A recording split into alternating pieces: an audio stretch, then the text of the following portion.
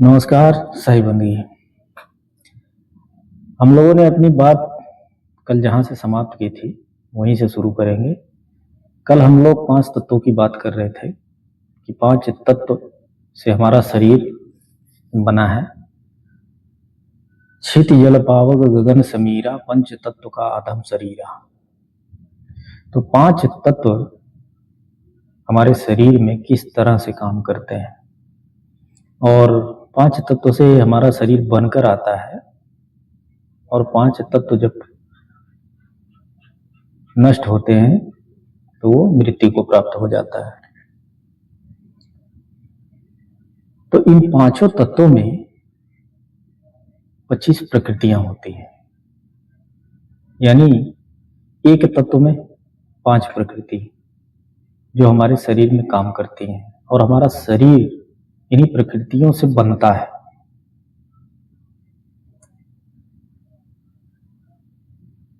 जो पृथ्वी तत्व होता है उससे हमारे शरीर में क्या बनता है? मांस बनता है, हड्डियां बनती हैं, त्वचा बनती है, रंध्र बनता है और नाखून बनता है। ये 5 चीजें बनती हैं पृथ्वी तत्व से। अब जल तत्व से क्या बनता है? लार बनती है। जो हमारे मुख में लार होती है वो जल तत्व से बनती है। पसीना बनता है, गर्मी में जो पसीना छूटते हैं हमारे शरीर से वो पसीना बनता है जल तत्व से। खून बनता है, वीर्य बनता है और मूत्र बनता है।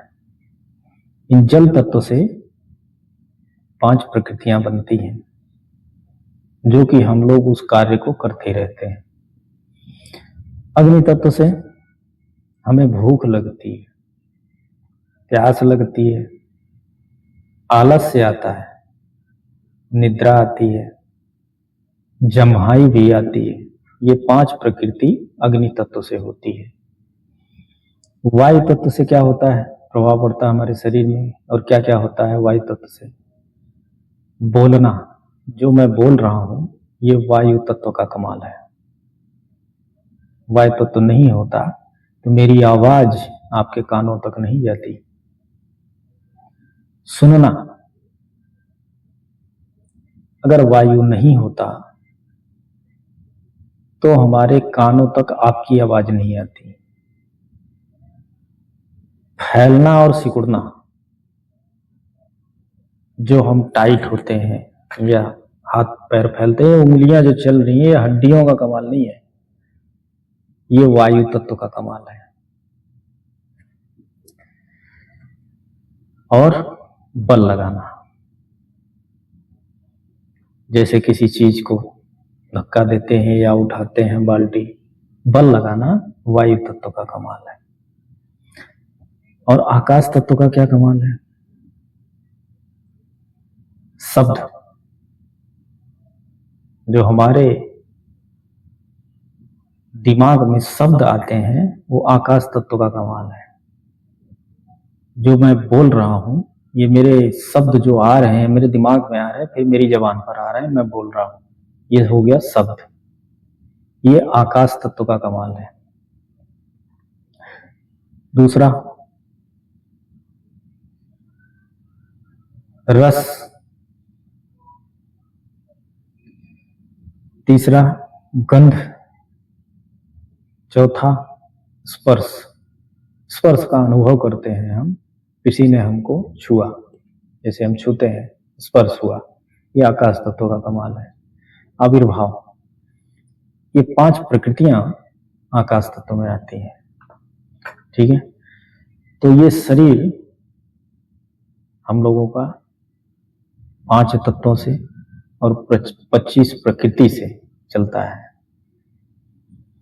5 तत्व, 25 प्रकृति और 3 गुण। अब क्या होता है?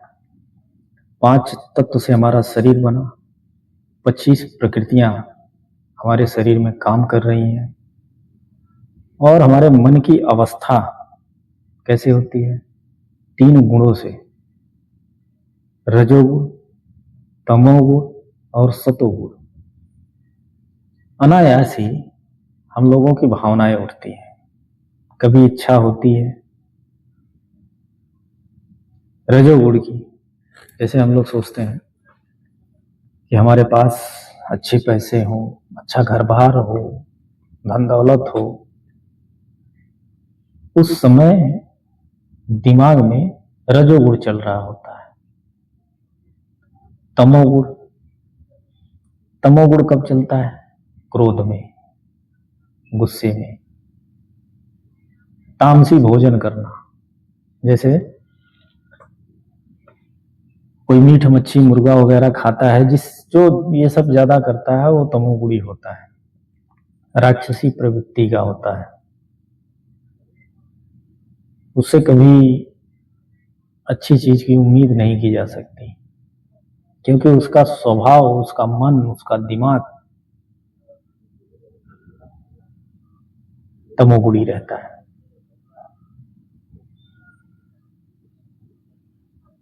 सतोगुणी भक्ति भाव में रहने वाला, मन करे भक्ति करने का या भाव भजन करने का, अच्छा बोलना, संस्कार अपने जो होते हैं सतोगुणी जैसे होते हैं, तो वो सतोगुणी प्रवृत्ति वाला होता है। तो ये सारी चीजें, तत्व, प्रकृति और गुण, ये तीनों हम पर बड़ा प्रभाव डालते हैं। आप इसको अनुभव करना, एहसास होगा। बाकी आगे की बात, प्राण ऊर्जा जो हमारे शरीर में आती है, श्वासा जब हम लेते हैं, श्वास जैसे लेते हैं, इतनी देर में 72,000 नाड़ियों से होकर वो बाहर निकल जाती है। सबसे मुख्य होती है जब 72,000 नाड़ियों में ये श्वासा जाती है, वो घूम करके इतनी देर में बाहर आ जाती है। उनमें सबसे मुख्य होती है 10 नाड़ियां। 10 नाड़ियों के नाम हमने कल गिनवा दिए थे आपको, और उन 10 में से 3 सबसे मुख्य होती है, ईड़ा, पिंगला और सुषुम्ना। दाहिनी साइड नाक की पिंगला बोलते हैं, अब बाईं नाक की नाड़ी को ईड़ा बोलते हैं, और दोनों नाकों से श्वासा चले तो सुषुम्ना बोलते हैं। ये जो श्वासा आती है हमारे शरीर में, ये भी हमारे जीवन पर प्रभाव डालती है। पूरा जीवन हम लोगों का इसी से चलता है, उतार चढ़ाव, दुख सुख,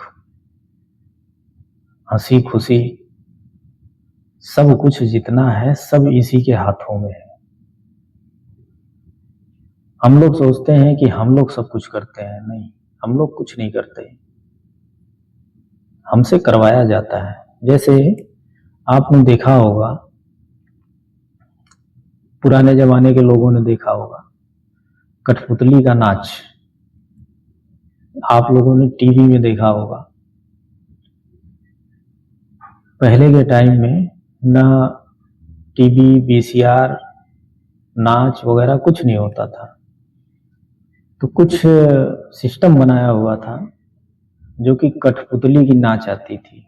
गुड़िया और गुड्डे होते थे, और पर्दे के पीछे बैठ करके एक कलाकार अपनी उंगलियों में धागे के जरिए, इतना बारीक धागा होता था कि उसको उसमें फंसा करके बनाते थे, और अपनी उंगलियों को यूं नचाते थे, और कठपुतली नीचे से अपना खेलते रहते थे और पब्लिक देखती थी। तो इसी तरह से हम लोगों का जीवन है, सेम टू सेम। हमारी सांसों की डोरी जो है वो ईश्वर के हाथ में है, और वो हमें जिस तरह से नचाता है उस तरह से हम नाचते हैं। और ये जो डोरी आपसे कनेक्ट है, उसी से आप सारा काम करते हैं। आप करते नहीं है, आपसे करवा लिया जाता है। तो श्वासा जो आती है हमारे अंदर, वो ईश्वर का रूप है। यूं समझ लीजिए कि ईश्वर ही है। आपका शरीर मंदिर है, आपकी आत्मा आपका भगवान है। और श्वासा आती जाती रहती है। एक महीने में 30 दिन होते हैं।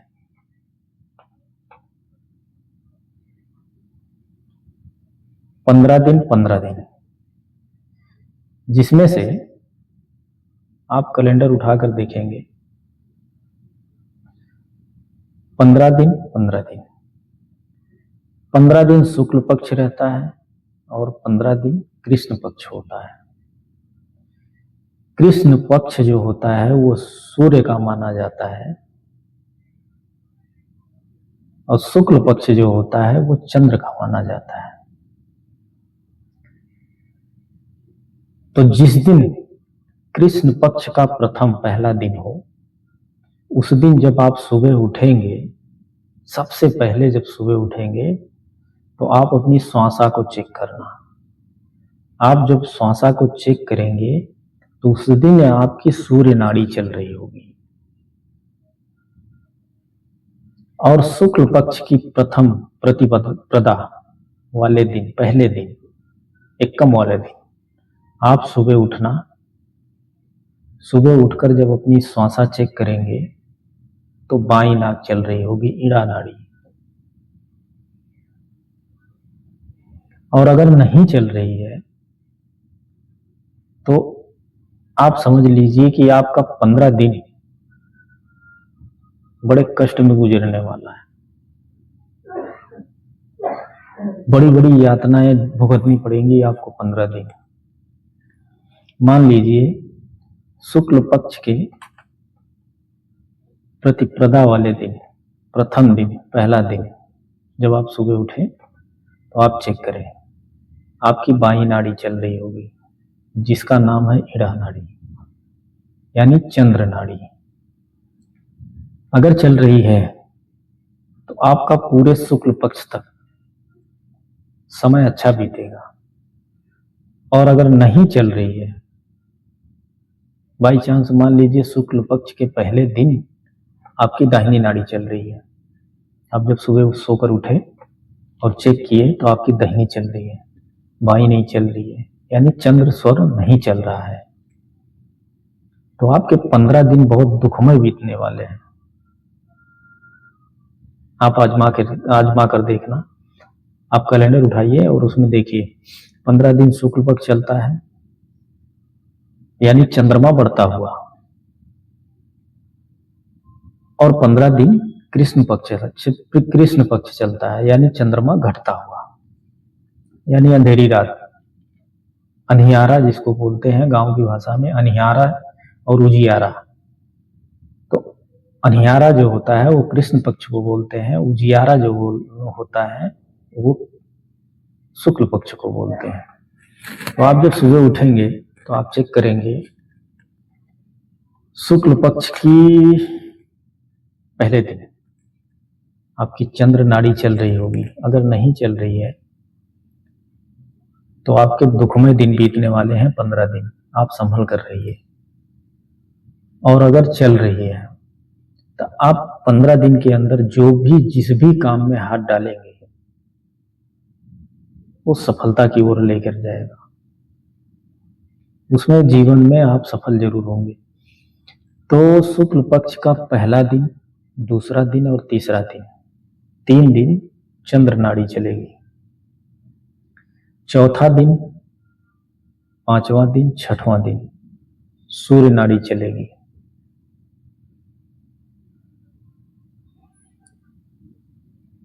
यानी पूरे शुक्ल पक्ष में शुरू होगा चंद्र नाड़ी से। 3 दिन चंद्र नाड़ी चलेगी, 3 दिन सूर्य नाड़ी चलेगी, फिर 3 दिन चंद्र नाड़ी चलेगी, फिर 3 दिन सूर्य नाड़ी चलेगी, फिर 3 दिन चंद्र नाड़ी चलेगी। पूर्णवासी के दिन भी आपकी चंद्र नाड़ी चलेगी। और इनका संतुलन अगर खराब होता है, जिस दिन भी आप सुबह सुबह उठ करके रोज चेक करेंगे, आप जब चेक करेंगे सुबह, बाई चांस आपकी जिस दिन जो नाड़ी चलनी है उस दिन अगर नहीं चली तो आपका पूरा दिन बेकार जाएगा। कोई ना कोई घटना घटेगी या आप दुखी रहेंगे, कुछ न कुछ जरूर होगा। आप कल से ही आजमाना शुरू कर दीजिए, आप पाएंगे कि ये बात सच है। तो प्राण ऊर्जा जो होती है हमारे शरीर में आती है, वो ईश्वर है।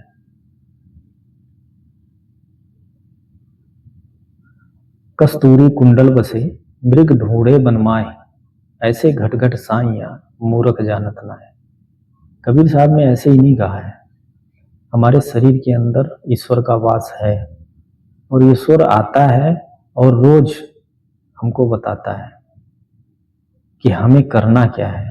रोज क्या बताता है? पूरे दिन बताता है, हर मिनट बताता है। आप कोई भी कार्य करने जाएंगे ना, ये श्वासा आपको बता देगी, अगर आपको पता है तो, कि आपको ये काम करना है और नहीं करना है। आपके सामने अगर कोई इंसान आ जाए और आपसे बात करे तो आपको ये भी पता लग जाएगा कि ये सामने वाला झूठ बोल रहा है या सच बोल रहा है। अब इसको कैसे जानेंगे? अभी जानते हैं। सामने आपके आता है कोई, खड़ा हो जाता है और मान लीजिए आपके सामने वो झूठ बोल रहा है, तो आप उसको देखते रहिए और ये देखिए कि आपके सामने वो खड़ा है, किधर खड़ा है। आपकी श्वासा बताएगी। अगर वो बोल रहा है कुछ, जिस तरफ की आपकी श्वासा चल रही है, तो समझ लीजिए वो सच बोल रहा है। अगर वो झूठ बोल रहा होगा, उस तरफ की श्वासा नहीं चलेगी। वो तुरंत का तुरंत बताती है कि वो सामने वाला झूठ बोल रहा है। तो इस तरह की प्रक्रियाएं होती हैं शरीर के अंदर, आपको पता नहीं है। जानने वाला इसको जान जाता है। तो ईश्वर हम लोगों के अंदर है, ईश्वर बताता रहता है। खर खुजली खांसी खुशी, बैर प्रीत और भाव, ये दबाए ना दबे कोटिन करो उपाय। अगर आप कहीं जाते हैं किसी के घर और वहां पर आप बैठते हैं, उनमें से अगर जिसके घर गए हैं आप, अगर वो आपसे जलन की भावना रखता है तो आपकी श्वासा आपको बता देगी। कैसे बताएगी? जो श्वासा है ना, हर सेकंड कभी इधर से चलेगी, कभी इधर से चलेगी, कभी इधर से चलेगी, कभी इधर बदल जाएगी, कभी इधर बदल जाएगी। तो आप समझ जाना कि कोई न कोई हमसे यहां पर जल रहा है, जलन की भावना रख रहा है। ये आपको तुरंत बता देगी कि आप वहां पर ऐसा कुछ न बोले। कोई है यहां पर जिसके पास आप गए हैं, वो आपसे जलन की भावना रख रहा है, या फिर किसी को समझाने गए हैं, तो श्वासा आपको बताएगी कि इसको मत समझाओ, ये नहीं समझेगा। तब भी यही प्रक्रिया करती है वो, हर सेकंड। कभी इधर से महसूस होगी कि ये चल रही है, कभी इधर से महसूस होगी कि ये चल रही है।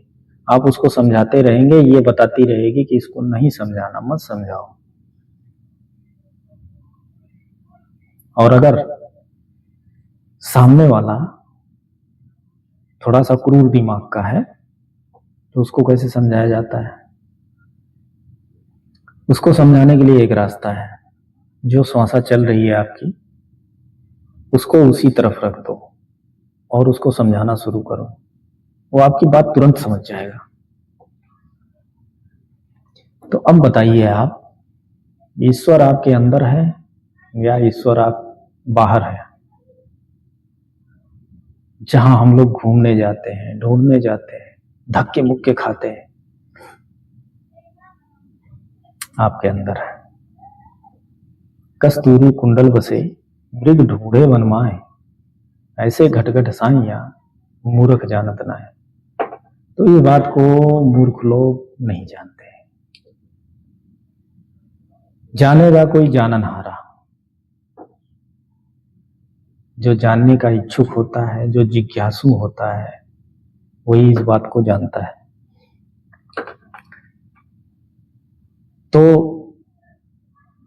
ध्यान करने वाला ध्यान जब करता है ना, तो अपनी श्वासों को देखता है। श्वासों का आना और जाना, बस, इससे ज्यादा कुछ नहीं। तो ये श्वासों का विज्ञान बहुत बड़ा है। इसको जितना आप समझते जाएंगे, कम पड़ता चला जाएगा। हम लोगों का जीवन इन्हीं श्वासों पर आधारित है। हम लोग जब धरती पर जन्म लेते हैं तो यही श्वासों पर बैठ कर आते हैं। कोई बच्चा जब पैदा होता है तो उसकी श्वासा नहीं चलती है ना, तो उसको ऑक्सीजन दिया जाता है। डॉक्टर उसको उल्टा लटका कर पीटता है कि रोए वो, उसकी सांसें चल जाए। जैसे ही उसकी सांस चलती है, कनेक्टिविटी बढ़ती है, तुरंत वो रोना शुरू कर देता है।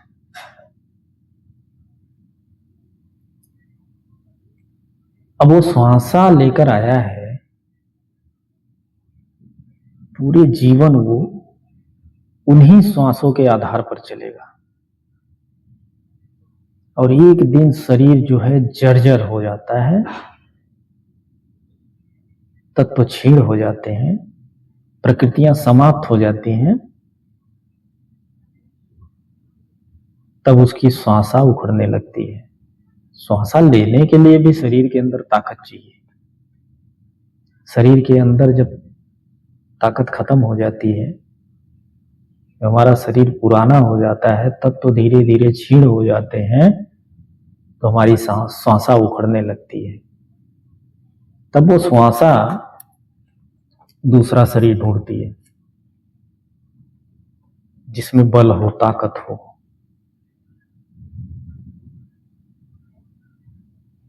छूट जाती है श्वासा फिर शरीर से, और शरीर नष्ट हो जाता है। कोई मरता नहीं है, श्वासा अपने जहां से आई थी वहां चली जाती है, और शरीर जिन 5 तत्वों से बना होता है उन्हीं में विलीन हो जाता है। पृथ्वी, जल, अग्नि, वायु, आकाश। पृथ्वी तत्व में मिल जाता है।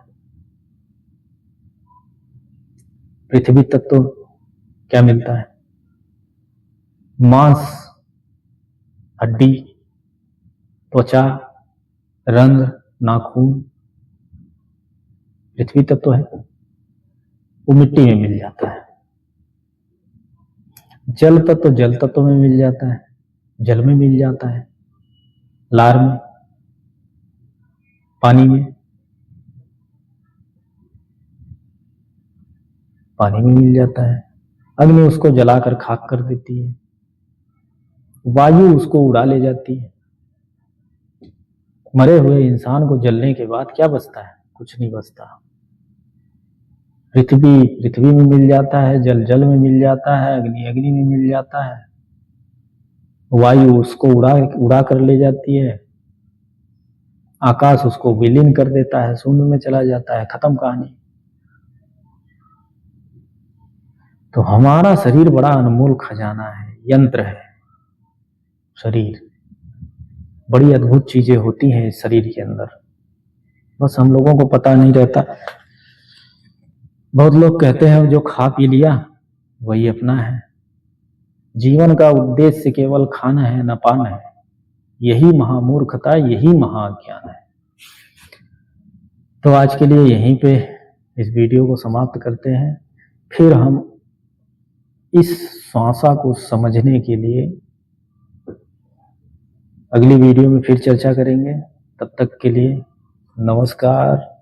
साहिब।